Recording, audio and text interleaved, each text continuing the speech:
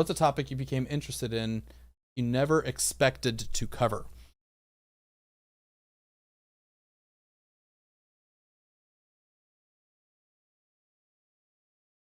That one I'm trying to think hard on here because that's kind of hard for me to answer. One topic I can't think of a whole lot. Oh, one for sure was the My Rose one. That one just fell into my lap that anybody that watches my stuff knows I am not into ARGs or anything like that. That being said, I've done 2 videos on ARGs. But if you pay attention to what the videos really are about, they're not about the ARG. Anytime I've ever done content on an ARG, it's not about like an ARG analysis or something like that. I'm more interested in the real human beings interaction with that content. So with My Rose, again, because I don't watch a lot of ARG stuff, it wasn't immediately obvious to me that it was an ARG, although I get lots and lots of hate mail about, I could have seen that a mile away, you're an idiot for wasting the time of law enforcement, blah, blah, blah. Whatever, it's so long ago at this point, it doesn't even matter anymore, but I didn't know, and honestly, the people that I brought on board with me that were looking into it, they weren't positive either. And there was still, we all gave it kind of like a 15% chance that there was something real behind it, but we with My Rose, it was that slim possibility that there might be something to it where I was like, okay, we just got to call somebody and let them be aware that this is going on, because if the unthinkable happened and we had sat on it and then found out later on down the road that something horrible had happened, and we could have stopped it if we had just told somebody, that I don't think I would have ever been able to live with myself after that. I think I said it in the video too. So My Rose, there's one other topic that I'm actually digging into right now. I'll give you, and it's interesting because the topic that I'm doing now, it's one of the many topics that I'm in the middle of. I've got pages and pages and pages of notes, and I've actually already had interviews with like world leaders in history on this topic. It's a video I'm doing on North Korea, actually. And the story that I'm tackling with North Korea is the possibility, and this is the story that we're going to be going into might not be actually true, but the reason this topic is so interesting is because of people's reaction to it. So along with the ARG type stuff, where I'm more interested in the way people react to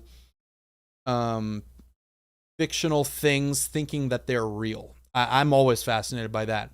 And so this topic in particular is regarding the founder of North Korea, Kim Il-sung. And there is a long historical rumor that's actually printed in history textbooks and everything, but it's usually just a few lines. So everybody knows the founder of North Korea, Kim Il-sung, was actually born under a different name, and I have to look it up every single time.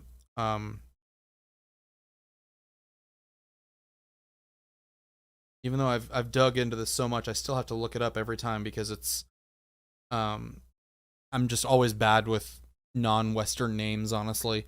So Kim Il-sung was originally born Kim Song-ju.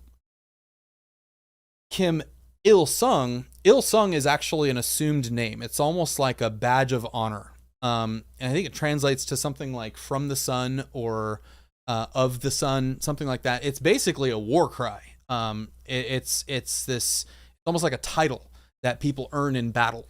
And so the official story behind Kim Il-sung is that he led a huge resistance and revolution against the Japanese army that were occupying Korea. But the rumor that's been circulating since the 1940s, and there's evidently CIA documents, there is a rumor that Kim Il-sung is actually an imposter. that the person we know of as Kim Il-sung is quite possibly someone that stole the identity of the real Kim Il-sung, and who was a Japanese anti-Japanese revolutionary that led the anti-Japanese movement. And what is historical fact is that the Soviet Union planted Kim Il-sung as the leader of North Korea. And Kim Il-sung had actually not lived in Korea for a long, long time. In fact, Kim Il-sung actually had to brush up on his Korean before he took over as the leader of North Korea.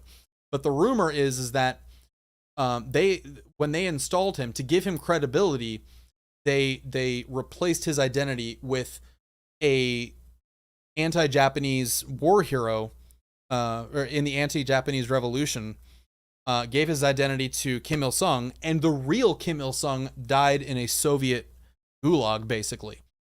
So I'll tell you right now, the story is almost certainly not true, but the fascinating thing about it is how long it has persisted in South Korea. And the story that I'm going to tell is really a testament to how powerful propaganda can be.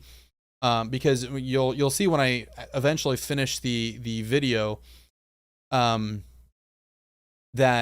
the rumor has persisted for decades, and it is almost certainly propaganda that has come out from South Korea. In fact, let me pull this up really quick here.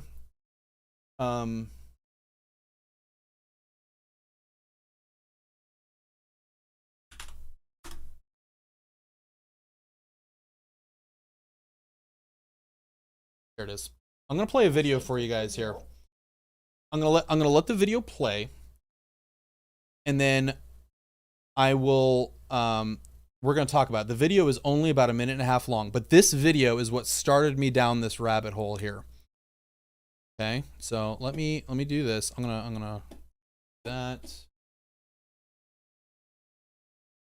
this.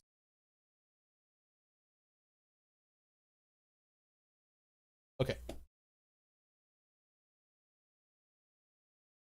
Let me unmute my desktop audio. About North Korea's founder. New secrets revealed about North Korea's founder Kim Il-sung, grandfather of North Korean leader Kim Jong-un. Voice of America reported this week, citing once confidential CIA documents, that Kim's original name was Kim Sung-ju, and he impersonated General Kim Il-sung, a famous anti-Japanese independence fighter of the time. According to the documents, the real General Kim had disappeared at some point, and Kim Sung-ju took over his identity. Kim Sung-ju moved to Manchuria at 14, unlike the real General Kim, who was studying at a Japanese military academy at that age. And it was revealed Kim Sung-ju murdered 2 people before being appointed North Korean leader by Stalin when Kim was 33 years old. The confidential CIA documents were written in September 1949 and reported to the U.S. State Department in December of that year, 6 months before the Korean War started in June 1950. So, pretty wild story there, right? So I got a hold of a man by the name of Bruce Cummings.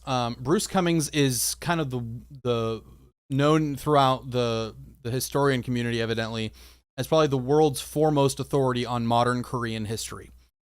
And I asked him about this, and I sent him this video, and he sent me a document that I actually still have, and it's actually still in the peer review process. So I got early access to an academic paper, an academic research paper on this topic, and basically he gave me early access to this paper, and it shed a lot of light. I'm gonna hold off on telling you exactly what it said, but I will say it was pretty mind-blowing, the contents of that paper. And you'll notice in this, they cite their source as Voice of America. I reached out to Voice of America. They couldn't find any story like this. It's like this news site basically sourced another news site to make this story that never wrote the article in the first place. And when you look up Arirang News, it's essentially South Korean state TV. I mean, I don't think they actually have straight up state TV, but it's really interesting how this propaganda story has persisted for so long. And they're citing a CIA document that was written in the 40s. And I asked Bruce Cummings, and he said that document does not exist. And I've been in those archives. That document does not exist. In fact, I've got a FOIA request that I'm still waiting on the answer to definitively confirm it, but the CIA can't find it either, and they're saying evidently it was declassified. And what's really interesting, and this is where the tea is going to get really piping hot here, I found a book by a Pulitzer Prize winning author that delves into partly some North Korean history. She won a Pulitzer Prize for one of her earlier books, and she directly quotes this CIA document that does not exist. So I've been reaching out to her, to her publicist, to everybody I can. Nobody will return my calls or my emails or my messages or my DMs, anything. They don't want to answer me at all. But it's starting to look to me that this Pulitzer Prize winning author fabricated a CIA document to sell her book.